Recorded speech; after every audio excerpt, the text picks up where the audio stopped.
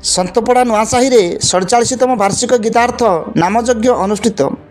Angul Talcher block अंतर्गत सन्तपड़ा नुआसाही 47तम वार्षिक गीतार्थ नामयज्ञ महासमारोह अनुष्ठित हो जाइछि। एही प्रतिष्ठा उत्सव यज्ञकर्ता भावे जोगीनाथ साहू पूजार समस्त कार्य परिचालना करथिबा बेले सन्तपड़ा नुआसाही समस्त ग्रामवासी माने साहाय्य सहयोग करथिले। सकाळे ब्राह्मणी नदी कूल पंडित विजय मिश्र विघ्नराज मिश्र द्वारा पूजा पर नुआसाही समस्त पुरुष और महिला माने पूर्ण कुंभ कलश धरी सन्तपड़ार समस्त साही बुली बुली यज्ञस्थल में कलशी स्थापना करथिले। तापर सकाळ 8टारू सूर्य पूजा और यज्ञादि समस्त कर्म चालू थिबा बेले बहु प्रकार नाम संकीर्तन प्रसाद सेवन आदि समस्त कार्य समापन करा जाइथिला।